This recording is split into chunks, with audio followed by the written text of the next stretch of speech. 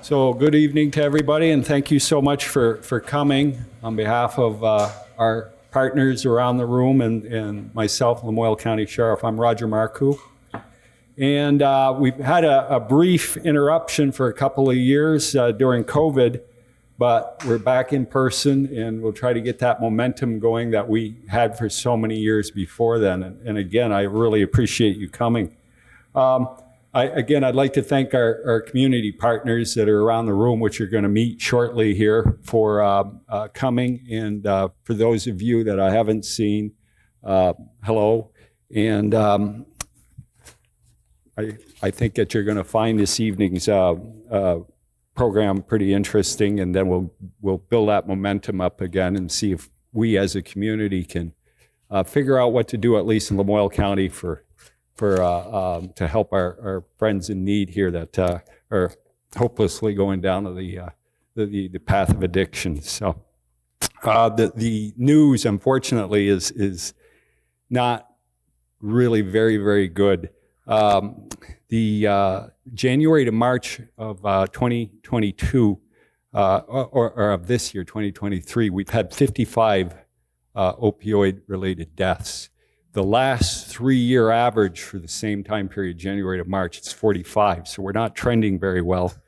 And from 2012 to 2022, we've lost 200 and, we started out at 50 people that we've lost in 2012. 2022 last year, we lost 243 people. So, and the trend is it continues to go upwards. And of course, the country, you may have heard, but the country, we've lost about 109,000 people. I think our guest speaker may get into that a little bit more. So I hate to start off with such a gloomy, gloomy news. But the bottom line is that we still have a lot of work to do, and I'm pretty confident if any place is a community, we can come up with solutions and everything. It's this community here because of how well we all work together. As many of you know, even if people, if families haven't lost loved ones, but their lives of people that are going through substance use disorder are ruined. They ruin families' lives, so it's a monumental impact, and it's so devastating for families to watch loved ones going through this. And there's not many families here in Vermont that haven't seen the impact of this somewhere along the line in their families. So one of the themes tonight is safety, and safety means so many different things to so many people. You've got your personal physical safety, the safety of your loved ones, emotional safety, and right now we're seeing such an increase in violence. Every day you're reading about a shooting somewhere in Burlington area, and a lot of those folks in that area are also working this area as well. So we've got increases in robberies. Back 20 years ago, if you had an armed robbery, if you had 2 or 3 in the state, a year, that was the norm. But now we're seeing that, just about every week, every day, somebody's sticking or up a store or a convenience store or something. So we've got a lot of violence that we're dealing with, and that we're not used to. A lot of gun-related violence, and we're dealing with people from outside the area that, quite frankly, don't care about the lives of the people in our community. So hopefully, between the presentations here today and the opportunity to ask questions, we can, maybe address different ways to keep yourself, your family, and your loved ones safe. So we're going to start with the introductions of our partners, and as I said, we're so fortunate here. You have the tables around the rooms if you want to stop and visit with anybody. If you haven't already done so, please do so. If you've got a particular situation where, you know, it's kind of sensitive, I'm sure that you can talk to any one of our partners and step aside or make an appointment to talk with them later. So we're going to start the program going here tonight with Jessica Bickford from Healthy Lamoille Valley. And what the format's going to be, these folks are going to come up and talk for 3 to 5 minutes. And we're going to get the hook if it goes beyond that. I don't know how I'm doing it. 1 minute left for me. So anyways, we've got a few people, and then we've got a very special speaker tonight. And after that, I'll tell you a little bit about that person. And here we go, Jessica. Thank you, Roger. And thank you all for being here. Jeff's my timekeeper, so make sure when I get down to 1 minute, good, I'll stay on task. So Healthy Lamoille Valley, we're substance prevention. We know that youth often start using early and often young, and that leads to greater problems and a lot of what we're seeing later on. So Healthy Lamoille Valley, we're a substance prevention coalition. We're individuals and organizations coming together. And basically just by being in this room, you're part of this work. So thank you. We're also a program of the Lamoille Family Center, and we have Carol and Jeff from the Family Center here tonight. So just a few quick things. We have some resources on the table. We also have, before we get to resources, we have Allison Link, who's my colleague over in the corner, and her son Hirsch. And the rest of our team is off today or not able to make it. So we have some resources on the table that I wanted to draw your attention to really quickly. We have prescription drug mailback envelopes. These are prepaid, and you can just put unwanted medicines in the envelopes. Over there, there's actually a banner that has the local locations, and I'm really pleased to announce that CVS Pharmacy in Morrisville is now also a prescription drug take-back location, so year-round, those facilities are there. And can we give a really large shout-out to Roger and the Lamoille County Sheriff's team, because they actually go around and all the lock boxes or return boxes at law enforcement, they go around and collect those and take those unwanted medicines back. So Roger actually spearheads that program in a lot of ways for the state. So thank you to you and the team.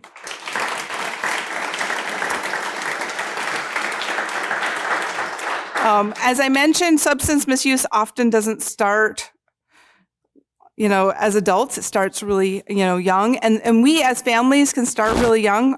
We have this, you can keep kids safe and drug-free. We worked this year to create this with the Children's Integrated Services team. And really thinking about prevention from a really young age. We have some young kids in the room, and what are you putting in your bodies? How are you modeling substance use? How do you manage stress? All of those things play into part there. We also have questions to ask your doctor when going to get a prescription to avoid accidental dependence. We have a little bit of who we are. And we work on risk and protective factors. And so, we often think of what are those risks? What are the things that set anybody in our community up for, dependence? But we also need to work on those protective factors side. So what are we doing to engage our youth and families to help them, have the skills they need, but also to feel valued in the community? And one project I'd like to kind of highlight really quickly is we have our Coaches as Protective Factors resource, and really looking at who are those people in our community that are connecting with our youth, and often and early, and how do we empower them to know what are the resources in our community? And so if you have questions about this, Allison is a great person to talk to about that. And if you have your kids are involved in youth sports, feel free to take one of these for their coach, and definitely stop by our table. We also have a youth coalition, and we have Arlo sitting over there tonight. So thank you for being here. And I'm going to pass it back to Roger. So thank you for being here tonight. Thank you.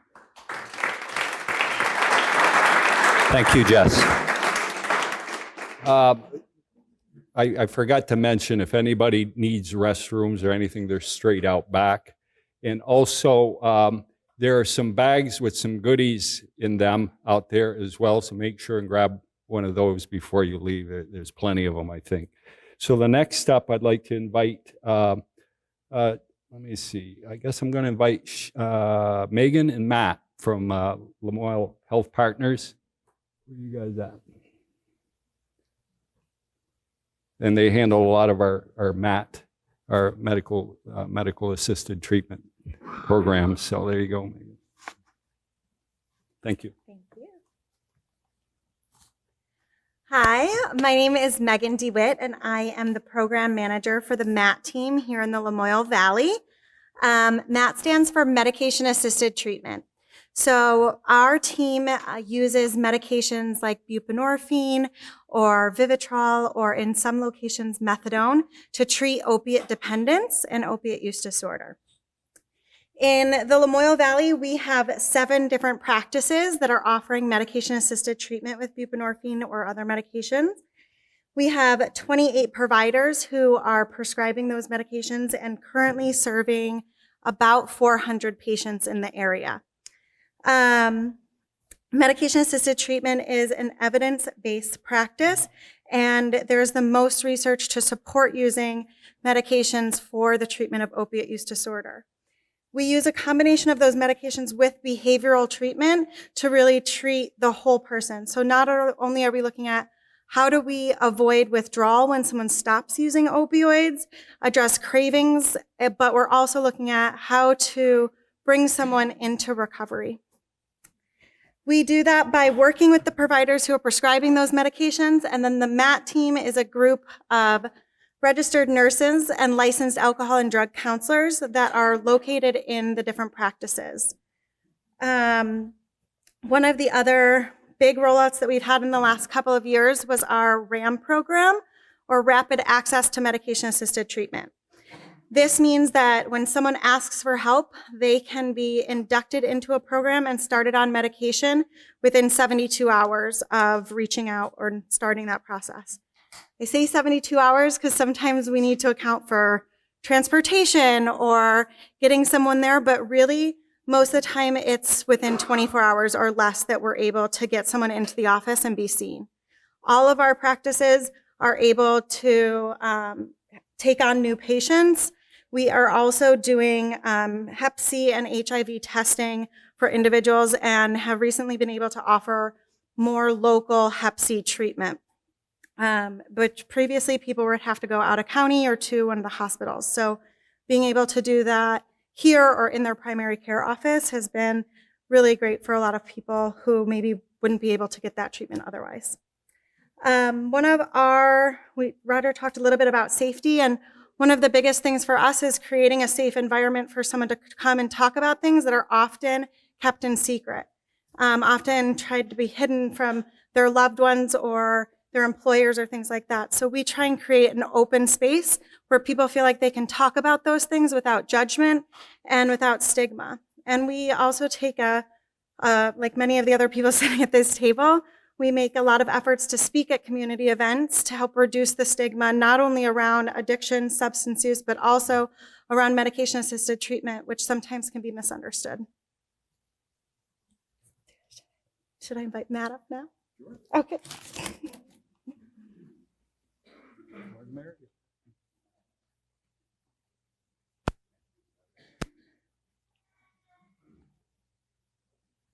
Hi, I'm Matt Sadowsky from Lamoille Health Partners Behavioral Health and Wellness. We are the outpatient mental health, or one of the outpatient mental health and substance use treatment providers in the community.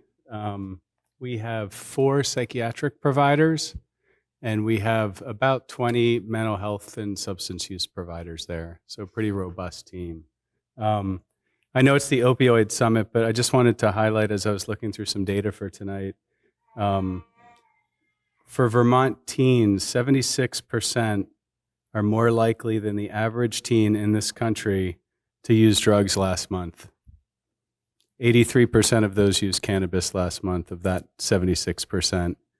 And 22% of all youth 12 to 17 report cannabis in the last year here in Vermont, and 14% in the last year used alcohol, 12 to 17-year-olds. So pretty high numbers. At Behavioral Health and Wellness, I think our sweet spot is co-occurring care. And what that means is that sort of place between mental health and substance use treatment. And so another quick statistic or two, of the almost 1 million adolescents last year, with co-occurring mental health and substance use disorders, only 3.6% received co-occurring care. So that means some of them got substance use treatment, some of them got mental health treatment, but the combination of the two is what's so often needed and so hard for people to find. And that's what we really strive to do there. Last year, we served about 2,500 different people for over about 16,000 therapy sessions. So I share that because I'm pretty proud of that. It's pretty amazing hard work. No. Thank you. And just a shout out to our partners at Lamoille County Mental Health. The trend we've seen this year is around suicidal youth and young adults. It has been unbelievable the number of kids that are struggling and suffering. And we've partnered with them really well over the last many years. And our folks at Behavioral Health and Wellness are doing that work every day. And it's pretty serious. So I think today's topic of safety, sorry, I don't really know how to use a microphone. I think about safety, I think about connection, and I think about our connection to ourselves, our connection to our families, to our teachers, to our communities, and to each other. And that's the missing piece we're seeing over and over again. And what we're seeing most often in the teens is the lack of connection, a lack of a real relationship with themselves. And that's where we try to do the work, to help them see themselves, be seen for who they are, and to grow in that direction. So that's the work we're doing. Thank you all for being here. I think I got the mic now.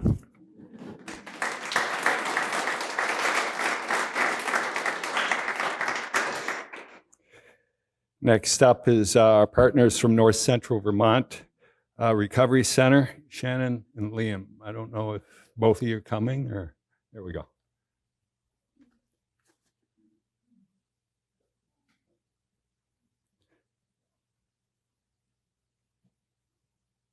Thank you.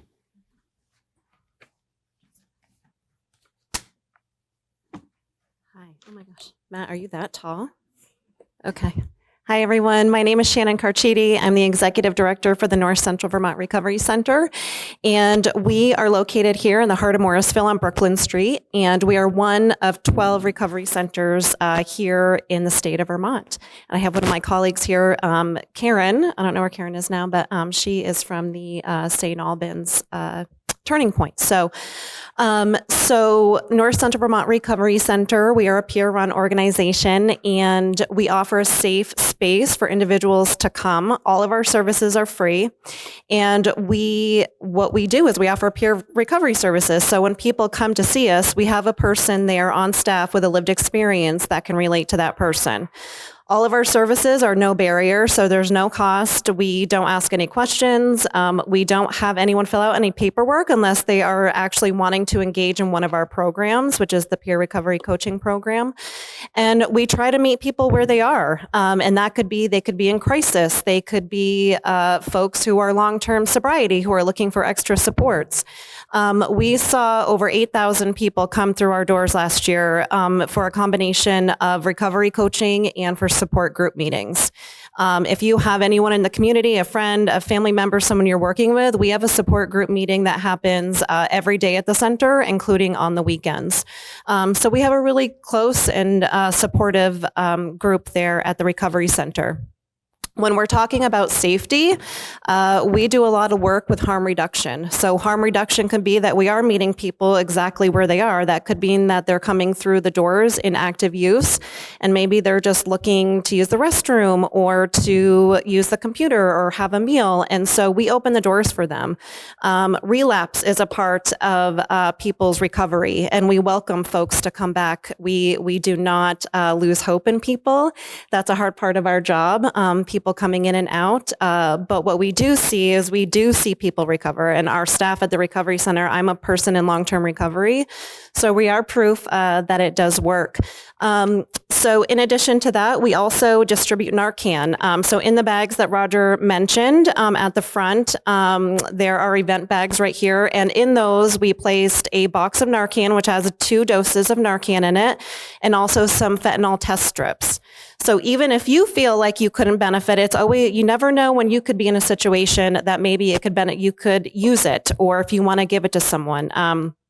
We do a lot of harm reduction with family members. We had someone who was in as recent as today where family members are coming in and just looking for support of how are they prepared if someone were to overdose in their home? And so we talk about Narcan and we talk about support groups, and we have support groups for family members as well.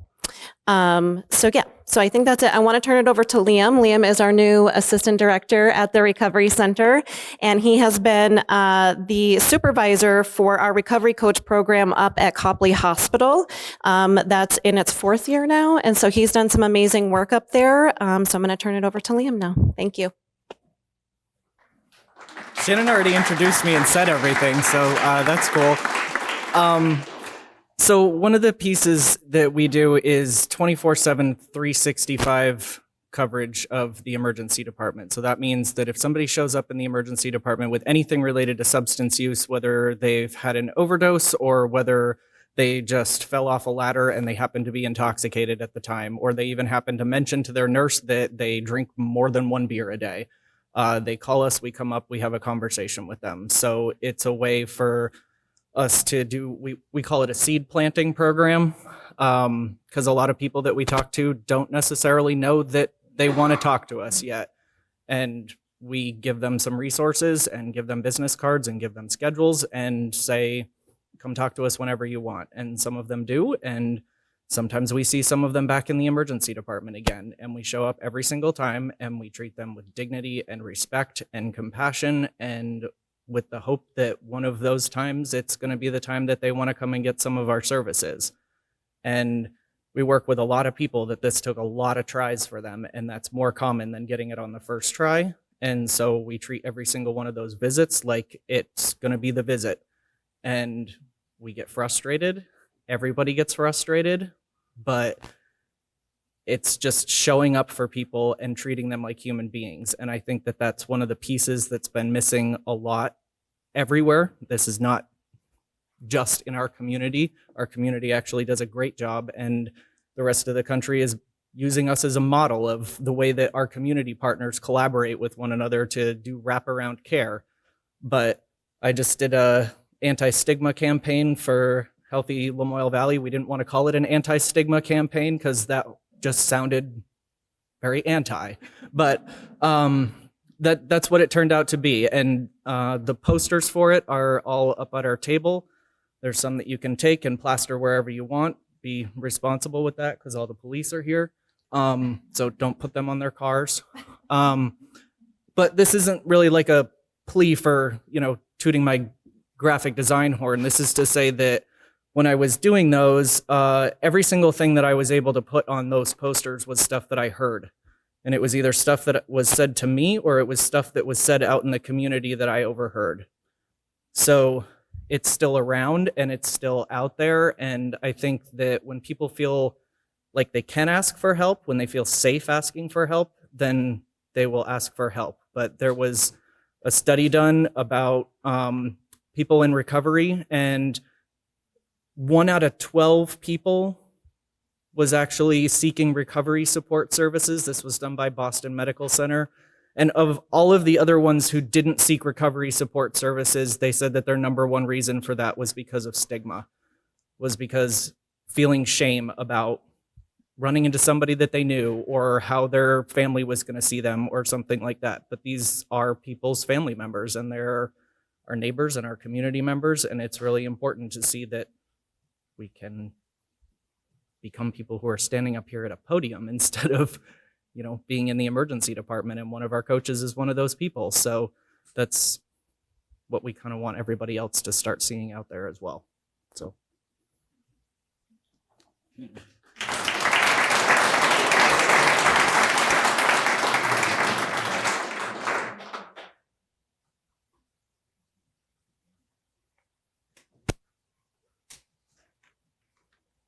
Okay, next up is our friends from Jenna's Promise. And I don't know if it's going to be Daniel or Greg or both of you. I don't see Greg. Okay, Daniel's going to take it.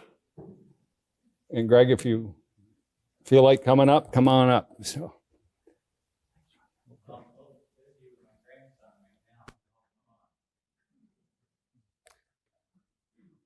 Well, I'll tell you a little bit about Jenna's Promise while Greg Mosey is on up here.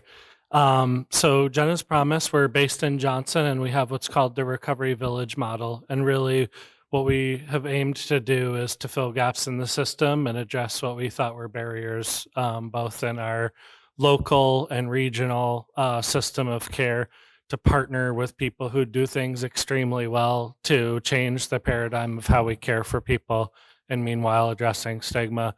So we talk about providing a safe place to live and a safe place to work. We have 3 recovery residences, the first of which is called Ray of Hope. We house up to 17 women currently, but we serve both men and women in our programs.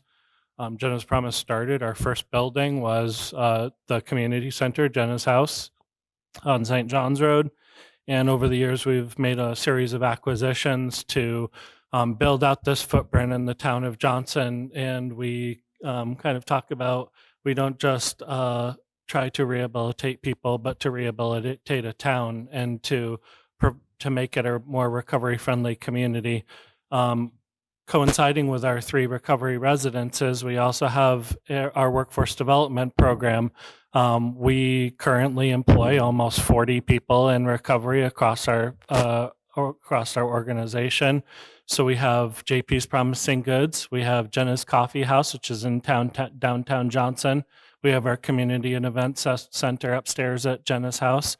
We have our coffee roasting business, Jenna's Promise Roasting Company, and we now hold the contract for all the rest areas in the state of Vermont. So anywhere you go, if you want to stop at one of the rest areas and get a free cup of joe and hear our story, we get to share that with almost 3 million people a year. And really, that's the story of Lamoille County and how we can come together to help people. Greg and Don help lead a family group every other Wednesday. We have a whole range of support groups and partner with a lot of amazing organizations and people in this community, and really just keep trying to push the envelope and affect all the way from the policy makers down to what we do here in this community to empower our partners to create change and save lives. And it was really born out of tragedy, but we are trying to spread hope. So with that, I'll share.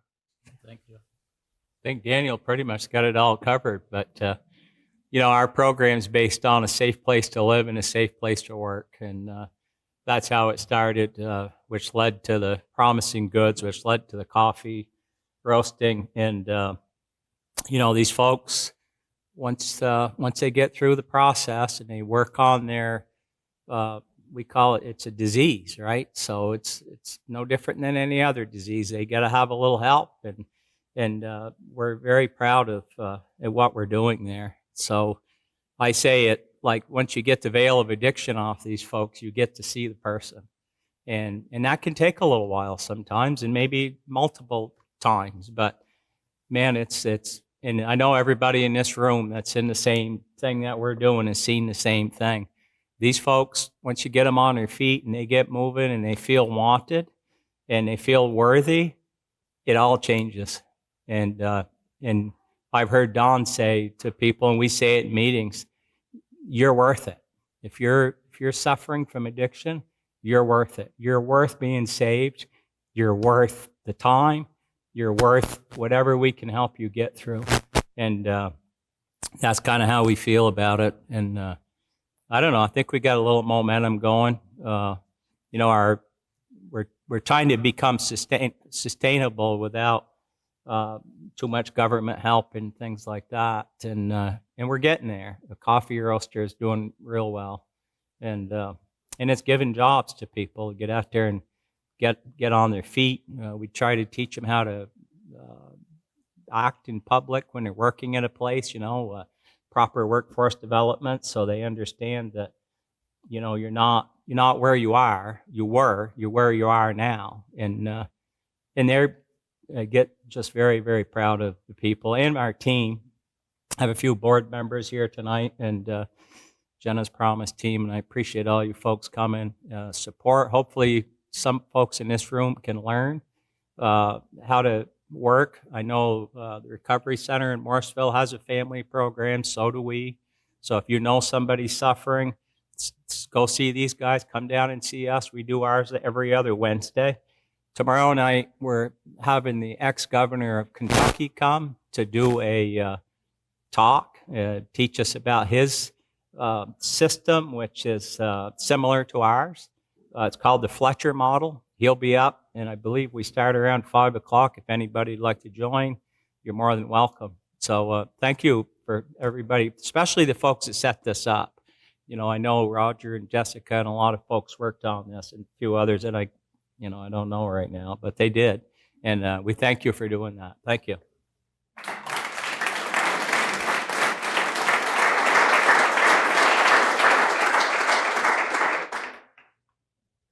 Just another couple of things here before we go to our guest speaker.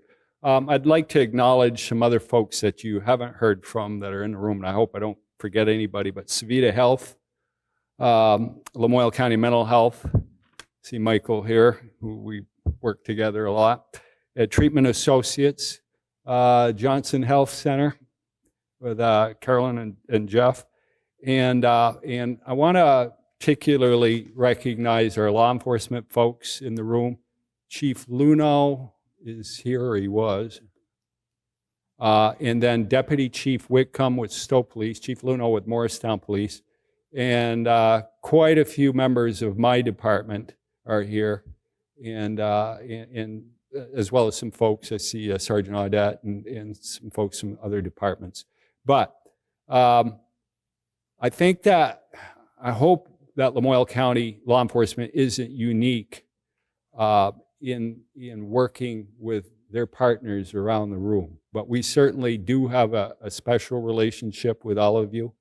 And I'm proud of law enforcement for recognizing that this isn't just about guns and handcuffs.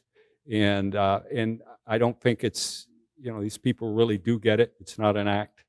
And I appreciate it. And I just saw Heather from a restorative center as well. So I know I'm going to miss some people. But anyways, thank you for being here. And a special thank you Kat Gallagher and her team, Superintendent Catherine Gallagher, and her team for setting up this space and dealing with all the last minute shuffling that we've done. This is just an outstanding community space, and I appreciate it very much. All right, so we're going to go to our guest speaker here, and I'll just give you some little biographical information. Mr. Paul J. Spera currently serves as an Assistant Special Agent in charge of the Drug Enforcement Administration's New England Field Division. In this role, Mr. Spera has oversight of all DEA operations in Vermont, New Hampshire, and Maine. Mr. Spera is in his 20th year of law enforcement. In this role, Mr. Spera has been instrumental in starting several innovative and successful initiatives to combat the illicit drug epidemic plaguing northern New England. These programs include an enforcement project targeting methamphetamine trafficking dubbed Operation Hailstorm. This program, which has collaboration from various state and local law enforcement agencies, focuses enforcement efforts on the transportation networks importing dangerous drugs into New England. Mr. Spera was also critical in the area of fentanyl and methamphetamine awareness efforts for law enforcement as he organized the DEA-led basic narcotics school in New Hampshire. Mr. Spera has made numerous public appearances on behalf of DEA, speaking on the topic of fentanyl, drug trafficking trends on a global scale, and law enforcement efforts.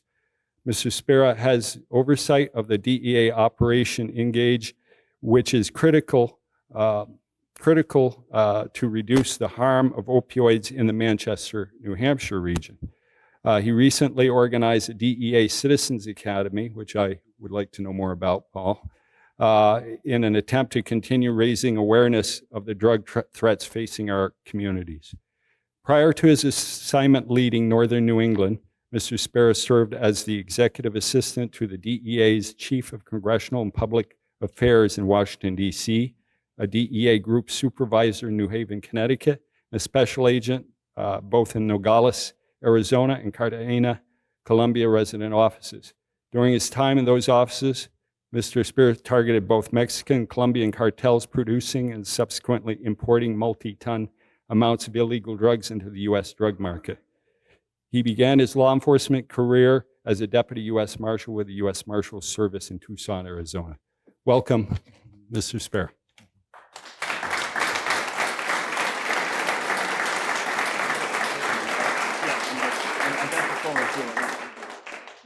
I don't need it. Yeah. Thank you.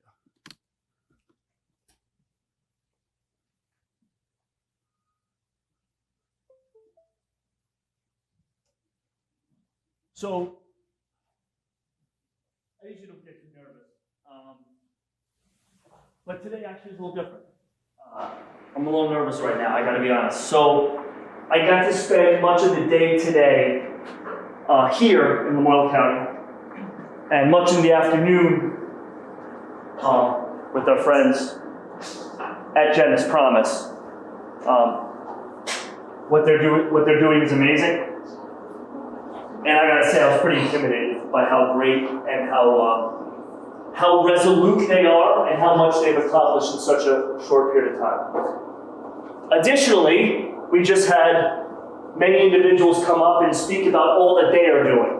And each time that someone spoke, whether it was Jessica or Liam, I took something from that. You know, you have that village recovery, was a great one. I learned so much about that. And so I think during my bio, which is way too long, I gotta cut that now that I've noticed it, I think there's one important piece to note that's gonna relate to all of you. I'm not from here, okay? And truth be told, this is the first location that I've ever worked in that I am dealing and working with the end user, okay? I started my career in Nogales, Arizona, which is where a gigantic port of entry is that separates Mexico and Arizona, obviously Mexico and the United States. The drugs I would seize were never going to stay in Nogales, Arizona. Nogales, Arizona is an 8,000 a town of about 8,000 or 12,000 people. I had been gone for many years. My next place was Cartagena, Colombia, where, enough said, right? That's cocaine. It's a coastal city that cocaine leads, and they don't have a gigantic drug use issue in Colombia. My next location was New Haven, Connecticut. Now, we certainly dabbled in the end user there. When I say dabbled in it, I mean investigate organizations and things like that. However, the majority of what we did was target organizations sitting in Hartford, Waterbury, and New Haven that would send drugs to places like here. And so I am able and already have learned something from each one of you that I've come in contact with or listened to. So thank you. What I hope to do today is provide you guys some insight on a national and worldwide trend. After I left New Haven, Connecticut, DEA has this horrible rule that if you promote, and I'll be very brief on this because who cares, other than my kids, if you promote, you eventually have to do a stint in our DEA headquarters, which is moving to the most expensive place on earth, Washington, D.C. I had to do 2 years there, and that time I worked in our Office of Congressional and Public Affairs. I would, on a day-to-day basis, work with the head of the DEA, who who is the DEA administrator. Her name is Ann Milgram. She is wonderful. And she would love to be in a place like this right here, right now. I say that only to advise you that during my time with her working hand in hand, she would do tons of things like this and brief senators, congressmen and women, and the like.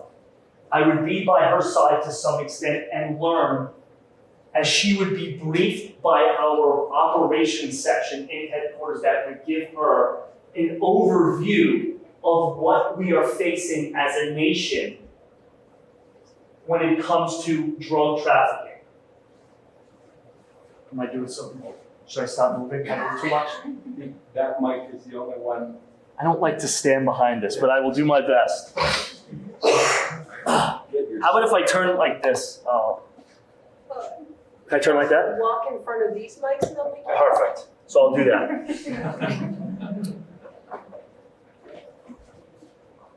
What was I talking about again? I'm just kidding. Fast cars. Fast cars. I don't own any. So we'll get started here. What that time with her demonstrated to me and allotted me access to information. Now, this information subsequent to that has become public. Our administrator has been very upfront in what we are facing as a nation when it comes to drug trafficking. Okay? Let's get to it. What time should I stop? Keep going. Got it.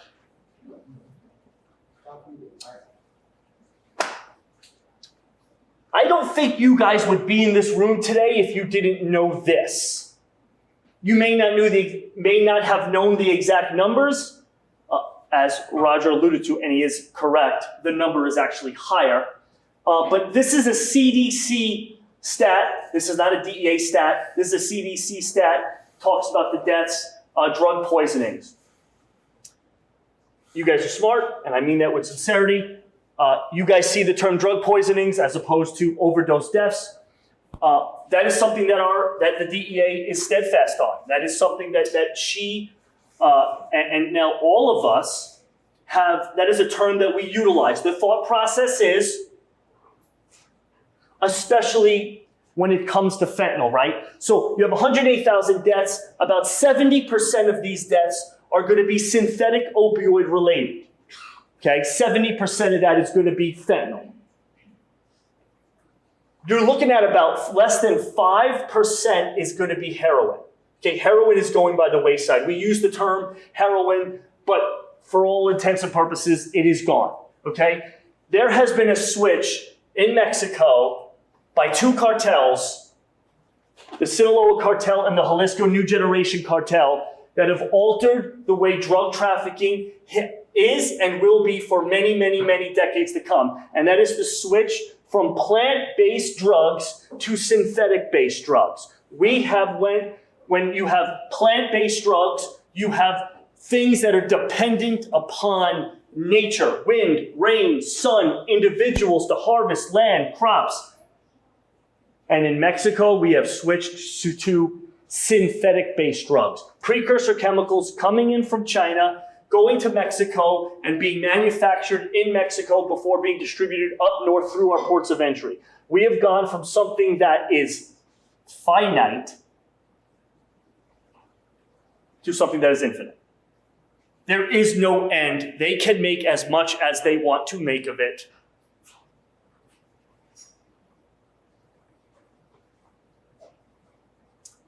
And so, what you see is amounts of drugs increasing. What you see is potency of drugs increasing. What you see is the various types of manners in which they will put drugs in, how they will place them to, there was a great word that was used, the anti-stigma, right? The stigma. Okay, and that's something that we will go into here shortly. I can certainly talk more about it, but I sort of just briefly touched on it and moved on. You have two cartels. You have the Sinaloa cartel and the Jalisco New Generation Cartel. Those are both cities in Mexico. The Sinaloa Cartel, for those that don't know, are the most famous of the cartels, probably in all of Mexico. Its leader for many, many years was Chapo Guzman. You may remember him. He would make a weekly dash from prison and the embarrassment of Mexico prior to them arresting him finally and extraditing him on Barack Obama's last day in office. They did not like then upcoming President Donald Trump, and so to show something as solidarity to Barack Obama, they extradited him to the United States on Barack Obama's last day in office. Then you have the Jalisco New Generation Cartel. The Jalisco New Generation Cartel is an ultraviolet organization that made its mark, its leader made its mark by shooting down a Mexican Army helicopter. His name is El Mencho. He's, again, sort of renowned for authorizing a rocket launcher to shoot down successfully a Mexican military helicopter. Those two organizations produce, traffic, drugs into our country through our ports of entry. Now, once they're at our port of entry, how does it work? How do the drugs come across our borders?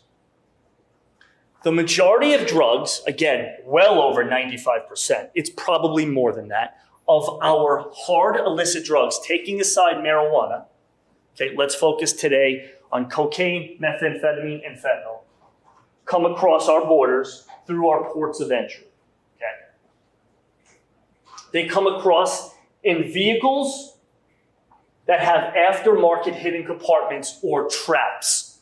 Traps in tires, traps in engines, traps in seats, hidden compartments.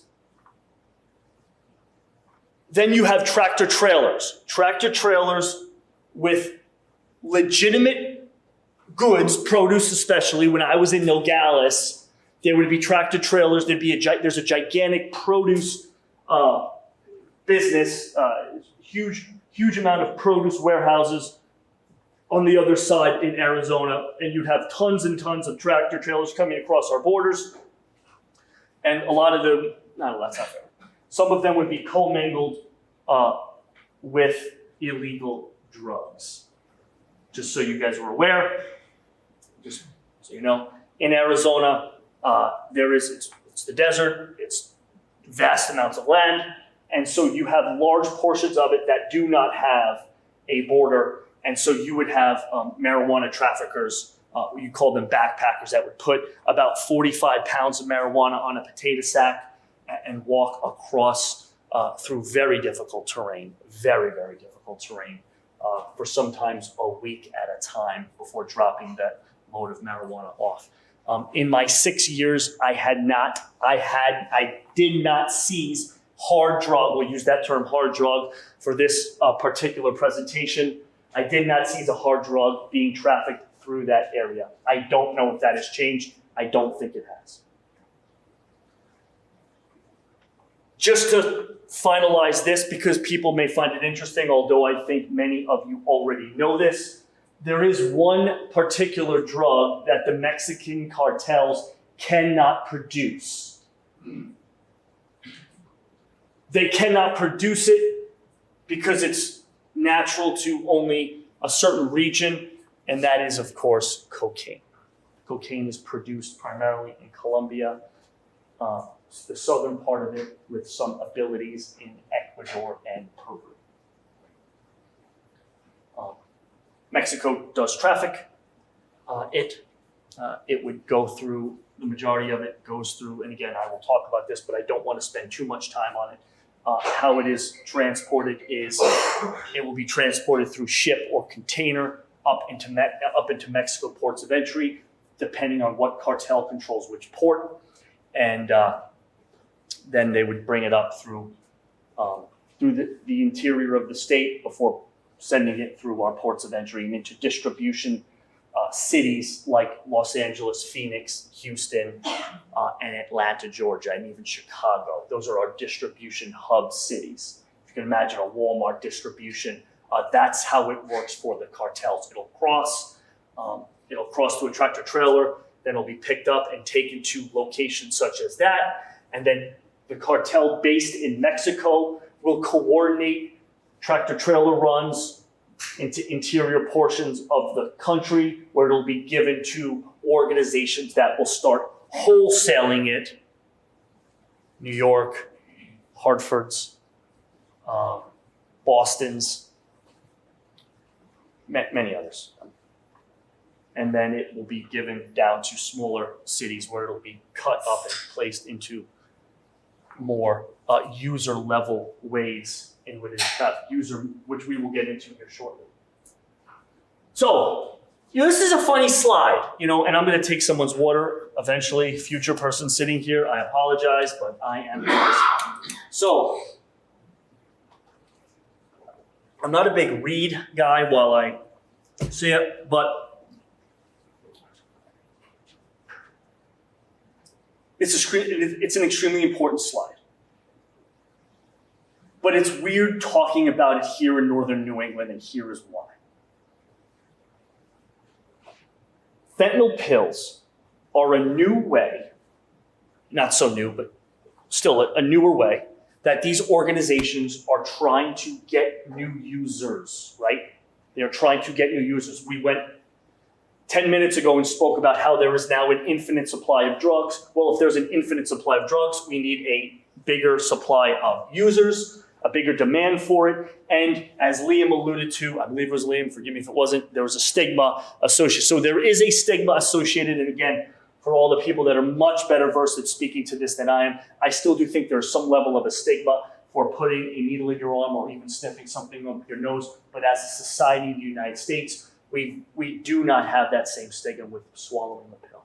We've been doing it for a while. So they started to place fentanyl, and it's not just fentanyl, it's methamphetamine, but started to place fentanyl into pills to broaden out the amount of people who would look to use it. Obviously, much of the opioid epidemic stemmed from years back with Purdue Pharma and OxyContin. So 2 milligrams is what the DEA scientists at our labs consider to be a lethal dose. 6 out of 10 pills with fentanyl contain a potentially lethal dose. So I started off, as soon as I hit on this slide, with saying, this is a weird slide. Well, why is it a weird slide? Well, it's a weird slide because last year DEA in 2022 seized 50.7 million pills. 51 million pills we seized in the United States. That is an insane amount of pills. But we didn't seize that many in New Hampshire, Maine, and Vermont. It hasn't caught on. I would love to communicate with individuals here that, again, are much more well-versed on this, on why it hasn't caught on. Maybe it hasn't. My people aren't doing a good enough job. Let me know, and we can talk about that too. But we haven't seized a ton of those. It's very odd. You are seeing them seized in other cities by the tens of thousands, hundreds of thousands. They're being sold for $2 a pill, $1 a pill. They're basically giving them away, and that is something that is going to be a continual statement that I make. Giving away, lowering prices, things like that. So again, I think this is an important slide. It is an important slide, but it's not something we have seen a ton of here in Vermont. I don't know. I think I have some foresight on some of the emerging drug threats that we're seeing and will continue to see in northern New England. I don't know yet if this is one of them. And again, you may come to me here in an hour and say, hey, Knucklehead, it's already here. And I'd like to hear that. But we are not seizing them and seeing them in large quantities. A lot of times with a place like Vermont, New Hampshire, and Maine, we will get seizures. And sometimes, very rare, but sometimes we'll get a phone call like, hey, we made a seizure. A trooper made a seizure on, I-80, I-7, name that interstate and say, hey man, just so you know, this person had blank, blank fake street in Burlington, Vermont, and was destined for you. We don't see those hotels.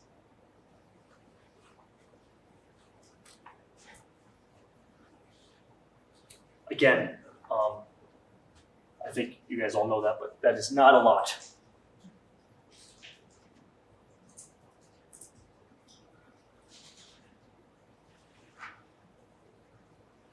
Drugs are distributed here in Vermont, in the overwhelming majority, through what we call, everyone calls, bundles. Bundles are 10 wax folds of paper with a specific amount of fentanyl in them and then wrapped up. That is the manner in which our Burlington office and the local law enforcement sees fentanyl here in the state of Vermont. That is not the manner in which it is trafficked into our country. Like I alluded to earlier, they are sold, fentanyl is sold in the kilogram amount, and then individuals, organizations will have mills, they will cut up the drug and place it into this. And then they will put their stamp on it to let you know that is their product, their logo, if you will. There's a slide that we're going to get into in a little bit, which is going to discuss, well, where do drugs come from here in Vermont? And the answer is, unfortunately, everywhere.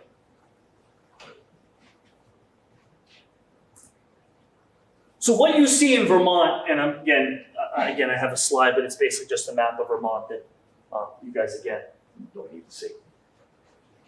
What you see here in the state of Vermont is you see polydrug distributors coming in from cities, coming in here because of the amount of money that they can seize their drugs for, that they can make selling their drugs much more than they could in the city in which they reside. So in the investigations that the Burlington, DEA has an office in Burlington. That is the only office in the state. We have the whole state. That office covers that whole state. The whole state is covered by that office. That was the part I messed up on. That was weird. Polydrug distributors. What you see is organizations coming in with the whole wide array. They will bring crack, they will bring cocaine, they will bring the bundles of fentanyl, and they will even start to bring, to some extent, a much lesser extent, methamphetamine. They will come up here from various cities. In the investigations a couple of years back, nothing recent, but it's all the same. You had Springfield, Massachusetts, Hartford, Waterbury, Connecticut, New York City, Philadelphia, Pennsylvania,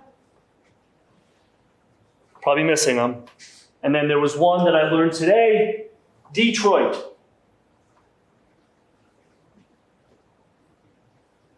I was pretty shocked when I heard that. We don't see that in Maine and New Hampshire. Maine and New Hampshire have one city that supplies their states. Lawrence, Massachusetts supplies New Hampshire and Maine. Obviously there are, maybe not 90% of those two states. It's fascinating to me that there are so many organizations vying for distribution networks here in the state. And that's what we're seeing. They'll come up, they'll embed with users for an extended period of time until their drug supply runs out. Sometimes they'll order up more, or sometimes they'll head back with the profits, purchase, spend some time, and come back up. They utilize, which is the next slide, but again, they utilize, how do they get here? They utilize, just the same way I got here. I took the interstate. That's how they get here. I think a really important part of this, after speaking to so many and hearing from so many impressive people today, is xylazine. Xylazine is prevalent in the state of Vermont in fentanyl.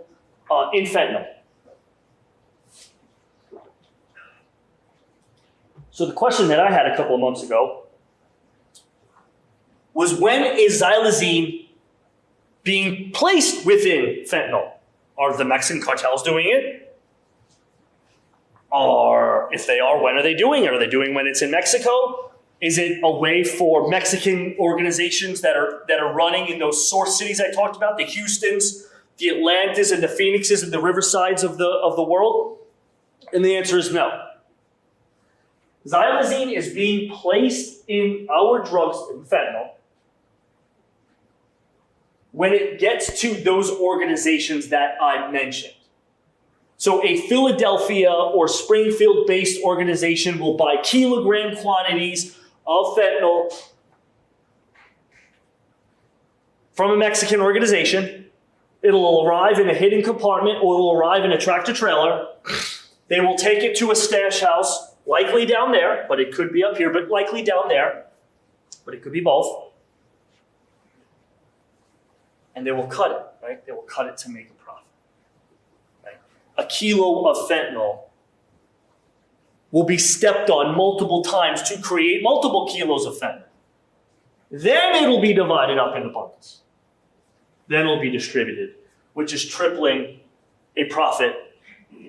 And then coming up here, where you're probably even tripling it there. The amount of money is insane.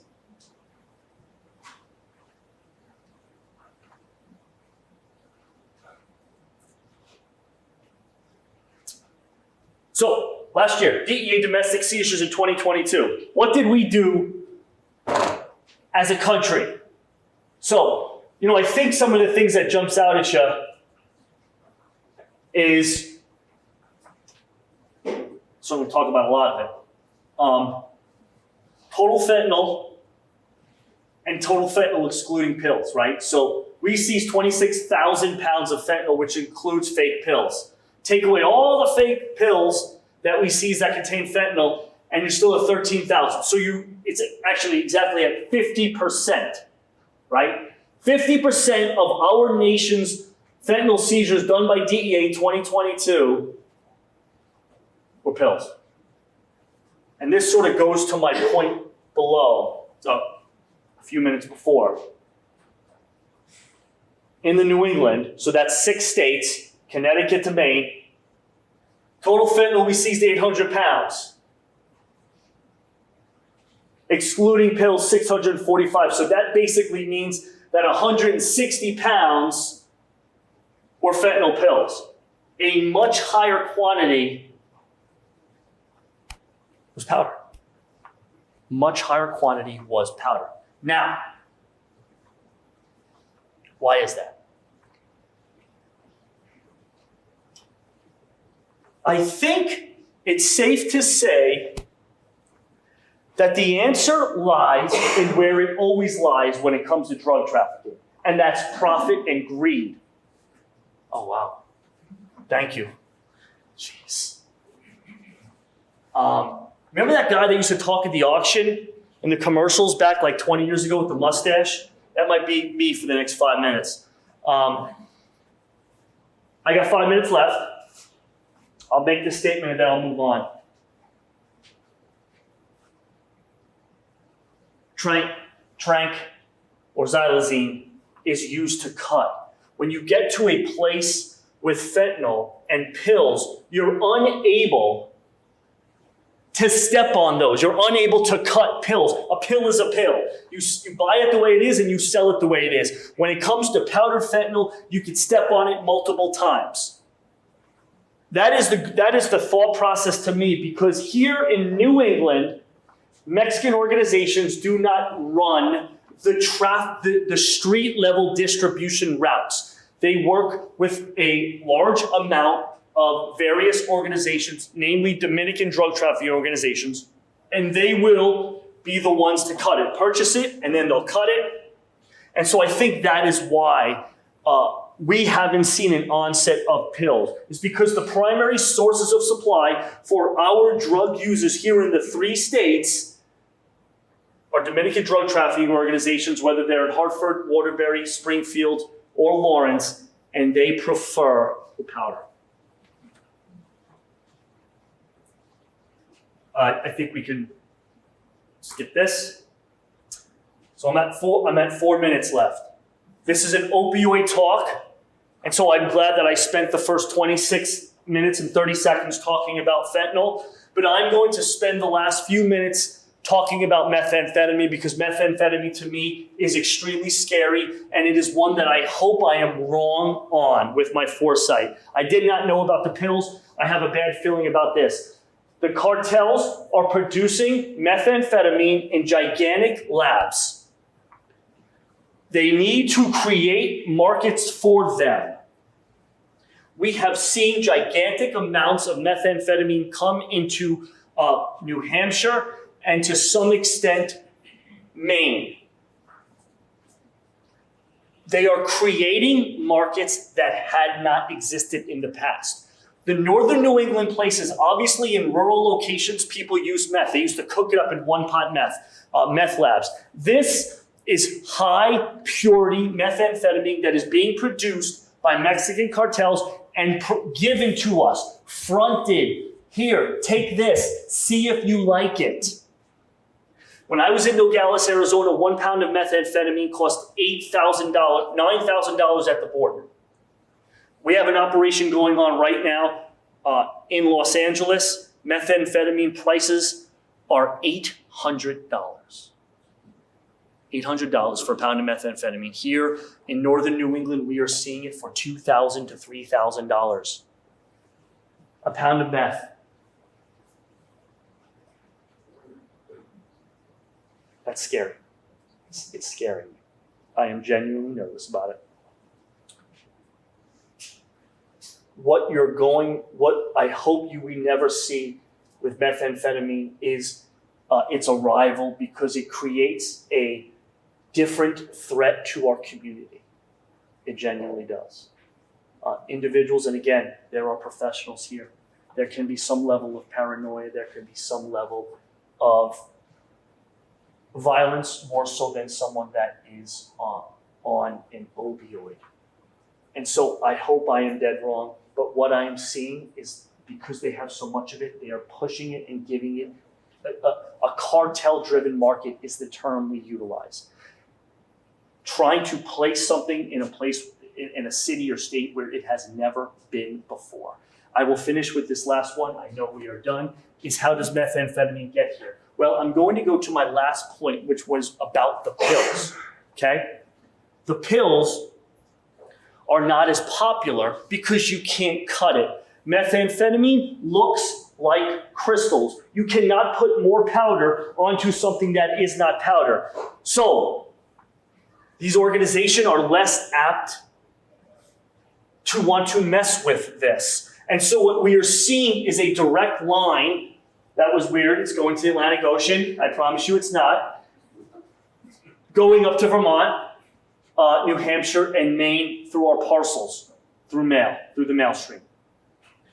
We have done some investigations that have people that have moved out there, relocated, buying it, hooking up friends, and sending stuff out in pound quantities, and then the money flowing back.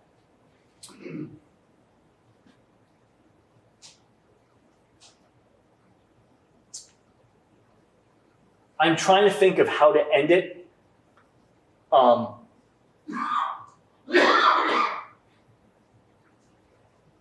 And I'll end it like this. I have a lot to learn, but my bio, albeit long, was accurate.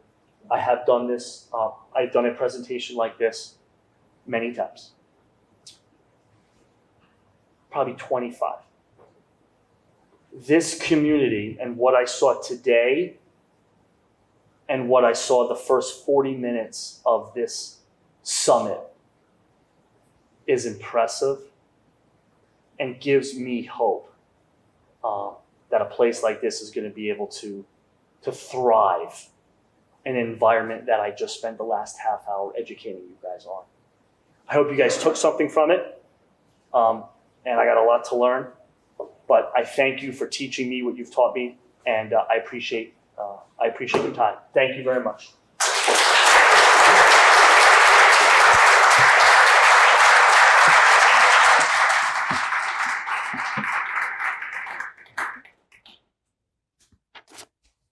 Okay, Paul, you can stay right up here. We're going to now ask all of the panel members to come up. Can I get the lights? Thanks, Scott. And I just wanted to recognize a couple other people that have come in. And from Senator Welch's office, Ina Backus. Ina, thank you for coming. And did I see our representative from the Morristown area, Sadia? There you go. Hi, Sadia. How you doing? Did I miss any other dignitaries? Okay, thanks. Yeah, go ahead, any place. So we did have one question here tonight that was sent in. Then we'll take questions from the audience, and I'll help facilitate that. So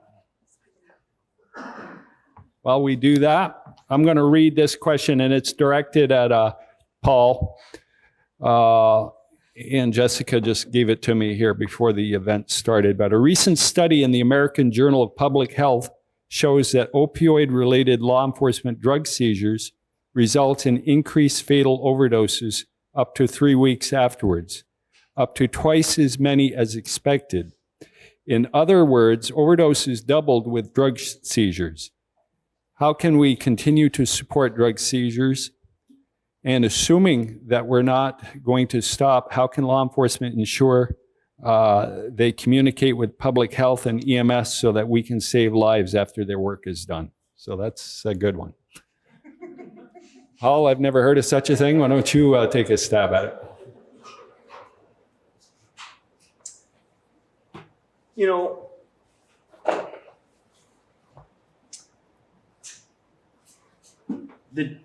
I don't say DEA because that's not fair, but law enforcement, let's just say federal law enforcement.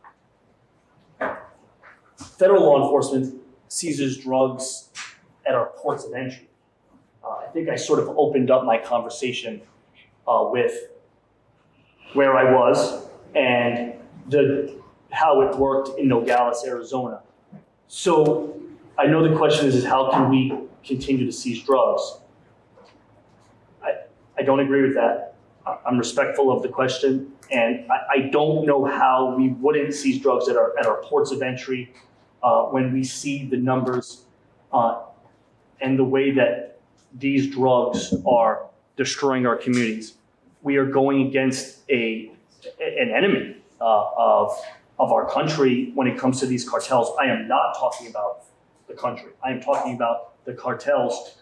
They are using addiction to line their pockets, and I don't think that not seizing drugs is the correct method.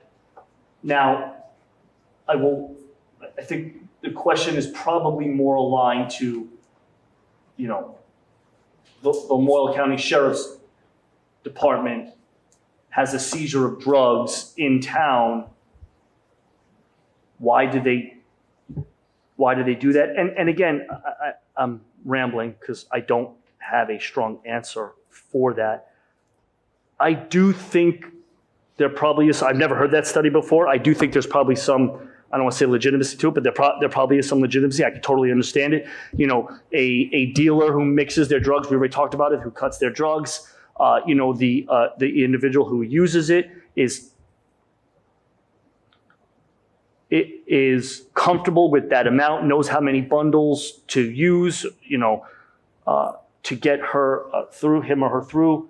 And then a new person comes in, their drugs could be stronger or they could be weaker, which would make her take more and then counteract the effects.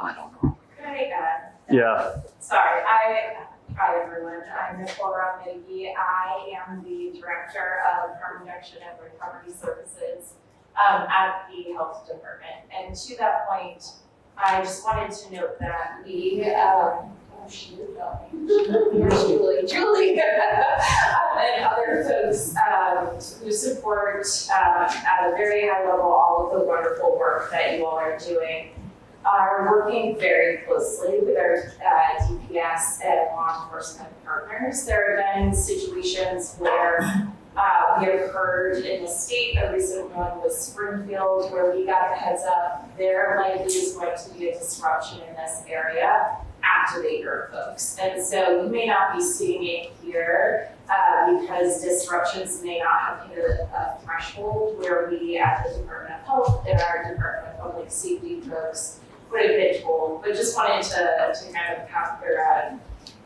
on to what you were sharing, that at a local level, at a state level, we are working to ensure that we are making harm reduction, clinical services, recovery services more visible and more amplified around those events to help support folks and lower risk. That partnership is so important of seizures and that communication to our partners. So I welcome all law enforcement and other partners to be in touch. Nicole, what is, when you mention disruption, what do you mean by that? Sure, I think that can mean lots of things, and often we aren't told details because we shouldn't know details at the time or even shortly thereafter. Sometimes that could mean there are individuals who spoke about safety and violence who are maybe known to have large amounts of guns that are associated also with drug selling, and so maybe drugs aren't the focus, maybe a seizure of firearms, but those folks may be incarcerated, which would make the drug supply look a little different. Okay, Daniel? Yeah, so I can actually send you the You're article. gonna have to speak up because I don't think these microphones are working. Okay. They just input audio into the TV folks. So I discovered that article a few days ago, and I can send that to you. But the way the question was worded is it could be construed as saying that as being against seizures, and sort of construing the article as being against seizures and how law enforcement approaches it. I think that in a similar way to in the dawn of the prescription opioid monitoring system, when we cut down the supply of prescription opioids, a lot of people no longer had access to their supply of prescription narcotics and turned to more dangerous sources of that pain relief. In a similar way, when law enforcement disrupts the drug supply, people turn from their friendly neighborhood user dealer, somebody that they knew and trusted, and turn instead to more dangerous and unpredictable drug supply. So that was my interpretation of the article when I read it, was that when you disrupt, it causes people to do things and to turn to sources. But my honest take on this in general is that over the years, there is no safe drug supply. Your first time could be your last time, and every time you use, it's Russian roulette with you're playing with fire. And even somebody who is not a bad person could be dealing something that they don't even know what is in it. And so, in many ways, the drug market and the way that Paul's talking about the user dealer, somebody who is co-opted into dealing drugs in order to feed their needs and in some cases make money, are dealing things that may end up killing their friends, their family, people that they do, and doing things that they never anticipated.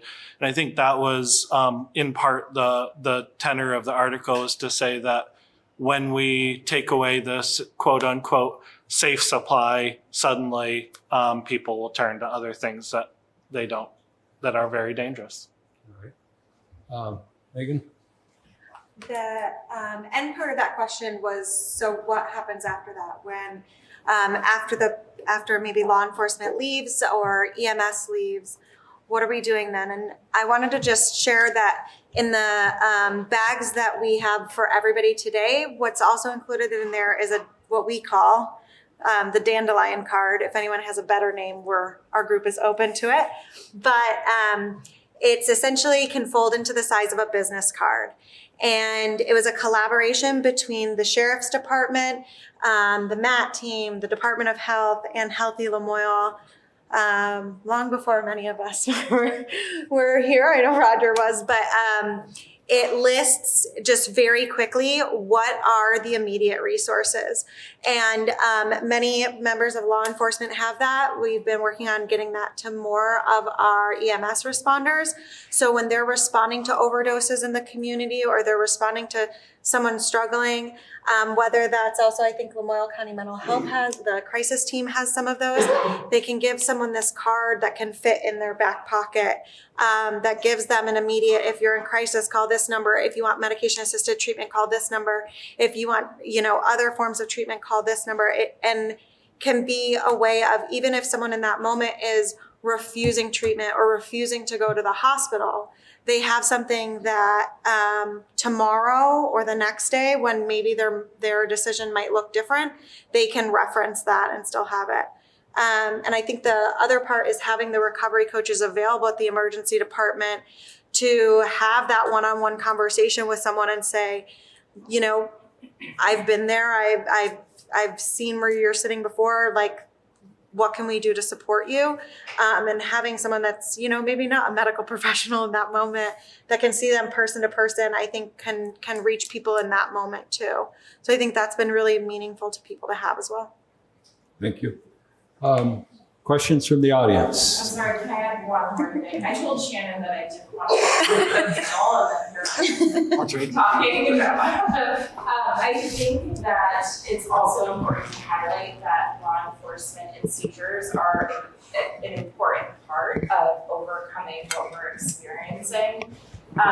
And so as individuals who have loved ones who might be at risk, one of the most important things is if you hear about a news article or disruption in your community is having and continuing honest and open conversations with those loved ones to make sure that when they may be using, so that you can be there to provide rescue breaths or nurture and call 911. Those are so important for us and can overcome some of the obstacles that were discussed. So just wanted to put some call to action that we all can take on to help support law enforcement in their work.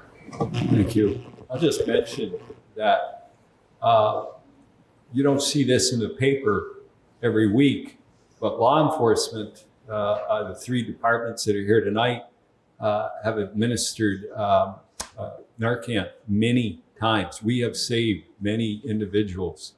So it's again, it's not just about guns and handcuffs with us.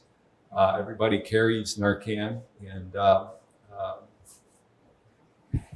you would just be surprised to know how many people are, at the parking lot down in Johnson at Sterling Market, nodding off in their car, and we have to bring them back. So we do have to do our job. We have to continue to seize drugs and to do everything we can to curtail the drug activity, illicit drug activity that's going on. Because now, we're charged with public safety, and now we're seeing more and more and more violence, and people from outside this area are not at all bashful about using weapons.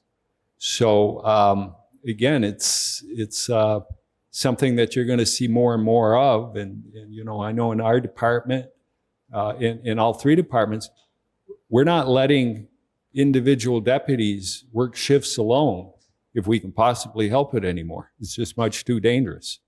So enough pontificating about that. But, sir?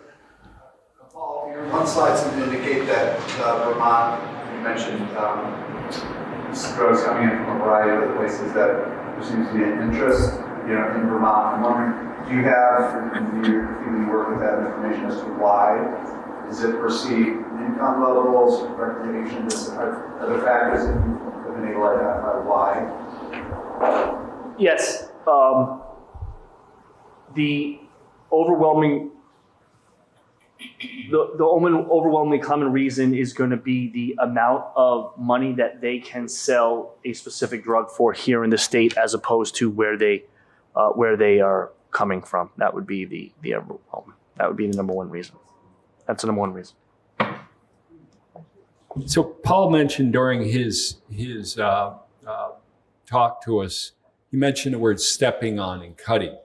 For those of you that don't know what that is if you have, and this is going to be outlandish, but I'll just use it for easy figuring. If you have a kilo, 2.2 pounds of fentanyl, and it's 100% pure, and you want to, and you can get on the street, you can get $100,000 for that. Well, if you can make that 1 kilo into 4 kilos by adding horse tranquilizer or whatever else to it, and you're going to diminish the potency of that, but you can still get the same money. You stand a chance to make 4 times as much money. So what people do is they take, back in my day, I did a case where somebody crushed up a fluorescent light bulb and used that, as part of the cut. So it's all about money. And around here, what we're dealing with, all of our partners, is we're dealing with the people that unfortunately are hopelessly addicted, and we're trying to help them out of that. But for the intermediaries and their cartels, it's all about billions of dollars worth of money. So, questions? Let me see if I've got anybody else. Yes. Hi, Kitty. With that, I don't understand the economics in Vermont being greater than New Hampshire and Maine that would want to attract, from Detroit and Philadelphia and New York. Do people have that much more money here in Vermont? No. So why is Vermont targeted by so many? Paul, can you repeat the question so it gets picked up from the I'll viewers at repeat home? it. Yep. So the question is, what is it about Vermont that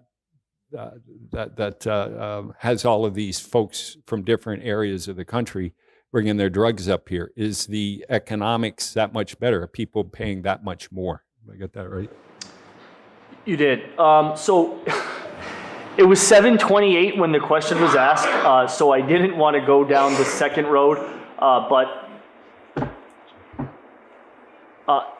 there's something to be said for the laws within this state and some of the policies that individuals may not be prosecuted at the level that they would be prosecuted in some of the other states, like New Hampshire. That certainly plays a role in it.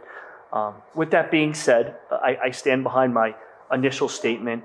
And with a place like Lawrence, Massachusetts, it's literally 20 minutes to New Hampshire and 30 minutes from Maine. So that is an accurate statement. But yes, to see 6, gigantic cities all, having individuals coming up here trafficking, when debriefing individuals subsequent to their arrest, over the course of years, my investigators have advised that those 2 factors play a role. And the second one is there as well. They're just not prosecuted at that level. Yes. Does our proximity to Montreal play any role? The question is does our proximity to Montreal play a role in this? We have not seen a gigantic amount of illicit drugs coming southbound from Canada. That is. Do they go northbound to Canada? So that's a good question. No. What we would see is Montreal has its own distribution network. Montreal has some level of organized crime. And so you would have bigger organizations such as Mexican cartels working directly with that organization, purchasing higher amounts as opposed to an organization based out of Philadelphia buying a kilogram of 2 and then sending it up. you would have an organization, again, we'll use the term cartel, working directly with organized crime in Montreal, working on a big shipment. You are not seeing what we see in Vermont in Montreal. Years ago, we had quite a problem out of Quebec in Ontario with marijuana, and the Hells Angels were also involved with a lot of methamphetamines, but they would bypass Vermont and be going right down to the southern border. Those guys. So, yes, Don. I wanted to kind of remark, like when Jenna was involved in this, she got involved with 2 different gangs that really kind of owned her. But she would tell me, Mom, it is a joke. This state is a joke when it comes to arresting people. And they know that. These gangs know that. They know that they can come up here and they can distribute drugs and get a $100 fine. And they go back to Massachusetts or New York or wherever. They never come back to the court. And it's sickening to see that and they know this. They have already figured out the system. And, in Jenna's situation, she got hooked up with somebody that had gotten a $100 fine for distributing fentanyl guns and not guns, just fentanyl. And then he came back into the state. He ended up giving Jenna a hot pocket, and she died. But then he got arrested a week later for distributing fentanyl, guns, and he went to jail. But if we had arrested him the first time he was distributing guns, my daughter would be alive, maybe. But we didn't do anything but give him a small fine. And the law enforcement has their hands tied and they can't do it. And Any other questions? Oh, Meagan? I want to just add to that. I think from the treatment perspective, I think we are faced with in a lot of ways, a moral and ethical dilemma when it comes to that, because we see in some ways outside sources being the bad guys, but when it's the people we know, the people in our community who are also engaged in that, we're a little bit more open to saying, let's not put them in jail. Let's give them treatment. Let's give them this opportunity. And so it's this balance of like, there's not a good answer. I'm not saying, one way is right or one way is not. But I think what I see in the people that I'm working with is that a lot of those people are also sometimes used in those systems. So they're getting the arrests, they're getting the tickets, and those other people are more in the background. So a lot of those people who are struggling are engaging in whether that's, selling drugs or selling their body or things like that in order to kind of support where they're at. And so as much as there's a place of like, if we just put everybody away, wouldn't that save our community and our loved ones? But at the same time, we want to offer our loved ones the grace to maybe get help in that situation too. And so I just wanted to bring that to the table.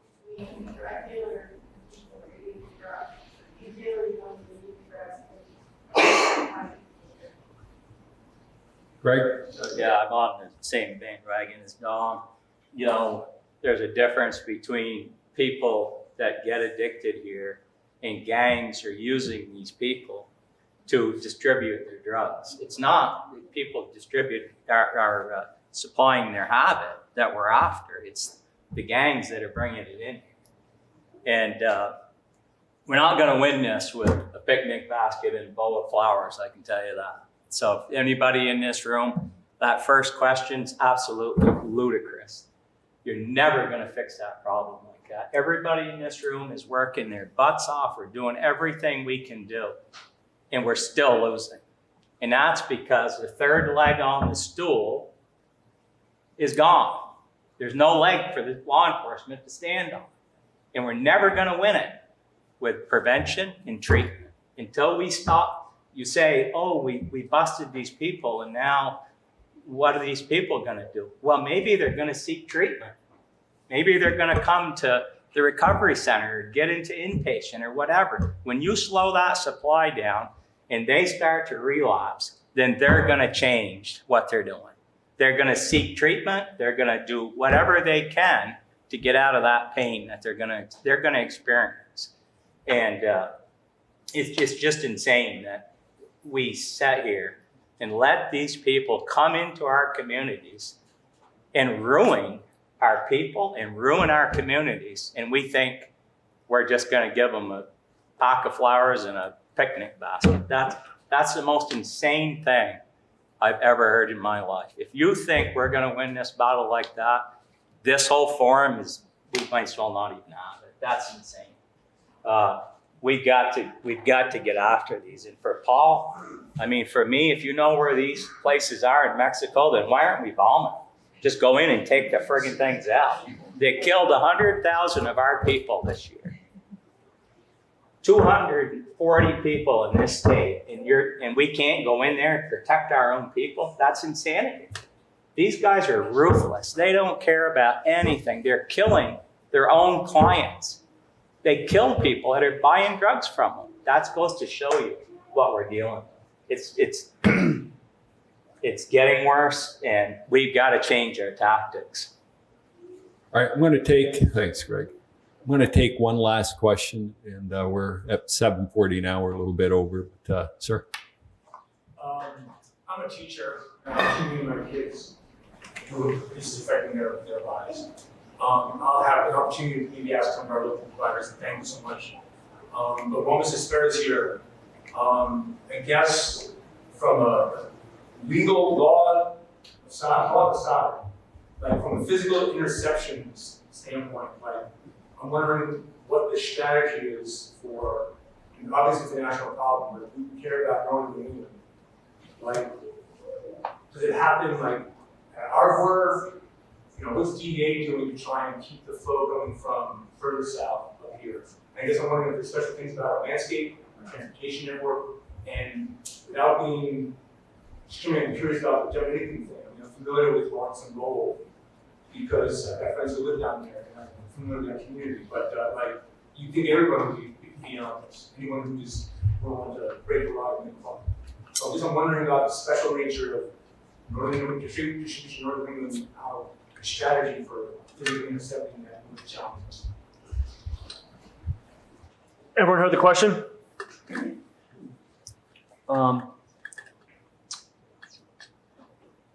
What your first question, which you had multiple questions. The one that was just the easy one is the natural landscape.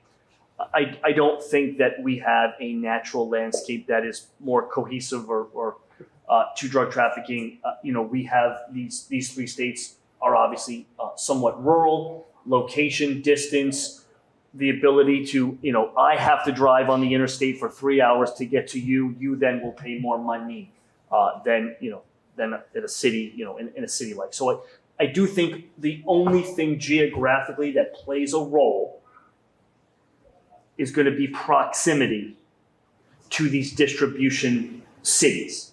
So I think that's the primary thing. I don't think there's anything else. The other thing that's just fascinating, and again, way before my time, is New England has always been sort of an opioid area, right? We've always been a heroin opioid user region. Methamphetamine was in, and again, I'm very cognizant of the time, methamphetamine was popular out west in the 1970s and 80s with motorcycle gangs, and it hasn't hit us yet, and vice versa. So fentanyl has certainly made its way out west now, but those are just a couple of factors. With organizations, you have to cut off the head, and everyone brings up really good points here. You have to cut off the head. Interdiction is helpful, it works, and it is a deterrent, right? If you have 4 members of the Vermont State Police literally sitting there on the interstate system on I-91 as you get into Brattleboro and you start doing that, that's a deterrent. Is that taking down the head of the snake? The answer is obviously not. The head of the snake, the head of the organization, is not the one driving the product. You're going to have a run or a drug run. And if a couple of people get hit, what are they going to do? Unfortunately, they're going to take people that we just talked about, that we all just talked about, which are people that may be using. Hey, you come down. You take the ride instead when their friends get busted. People that they feel are expendable. I mean, that's fine. Interdiction plays a role as a deterrent, but it is not the only thing. The way to take this down is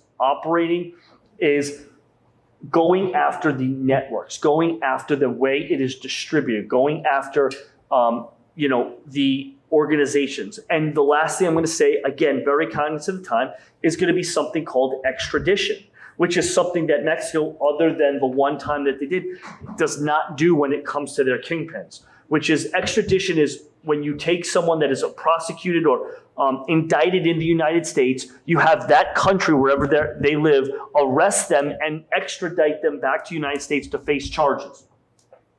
That is one of the only things that cartel heads are fearful of. They can control law enforcement, they control military, they can control governments when some of these other countries that produce drugs, but they can't do that here. So that is going to be a way. But again, this is not a time for politics, but that may or may not have been happening, that may or may not be extremely successful right now when you look at an overall view on what we're doing with DEA. Thanks. Daniel, 1 minute. I just want to kind of wrap this up by giving us all something that we can do ourselves to try to help with this problem. And that is, as we try to fight this macro level societal issue, please see these tables, get some Narcan. Every bag has Narcan. The recovery center has Narcan. One thing we are lucky is that the SEO Division of Substance Use Services that Nicole represents, they have made Narcan widely available. Go learn about the fentanyl test strips and xylazine test strips. Johnson Health Center is one of the first in the state to provide xylazine test strips. Xylazine is coming from Philadelphia in huge waves right now. It is here, as well as Perk 30s, as well as methamphetamine. Johnson Health Center, Recovery Center, Vermont Department of Health, you can find a map of where to get it. Everyone should have it. Everyone should have it in their car. Everyone should have it at their workplace. So if you can do one thing leaving here today, talk to your partners who are ready to be at your service, but put yourself in a position to save somebody's life. You never know where it's happening in our parking lots. It's happening in our libraries. It's happening in our schools. It's happening all around us. It defies any demographic. Let's just arm ourselves to fight, to all be in a position to help each other. So that would be my call to action. Thank you. I'll leave you with one thought. As long as somebody demands drugs, there's going to be cartels, there's going to be people looking to make the money. So as each of us can, as much as we can do it, and I'll use me as an example. I've got 2 children. I'm going to be juniors this year. I'm going to do everything I can to make sure that they do not become a consumer of drugs and contribute to the problem. So prevention, I think, is so important because I've been doing this since 1984, working in narcotics enforcement. And it's gotten worse. We haven't, the process that we're using doesn't work. So law enforcement has to continue to protect the public from these folks and do everything we can. But we as a society have to work with our kids, the very newest generations coming up, and prevent them from becoming a consumer and contributing to the problem. So I don't see that we're ever going to chop enough heads off to win that battle. And that's not a slam on DEA at all. I think they're a wonderful organization, and the same thing with law enforcement. We have to protect the public But the only way that we're going to deal with this is to reduce the demand. And if there's no demand, then these cartels will go to selling cars or whatever else they can do to make money. So I would like to end by thanking Special Agent Paul Spera for making the trip up here from Manchester, New Hampshire. I hope that I certainly learn something every time I listen to him speak. And I'd like to thank him very much. Paul, thank you. I would like to also thank our panel and all of our partners that work in each and every day to help make this community safe. So thank you all, and have a good night. And if there's anything left to eat, grab it, and don't forget the bags. But thank you, folks.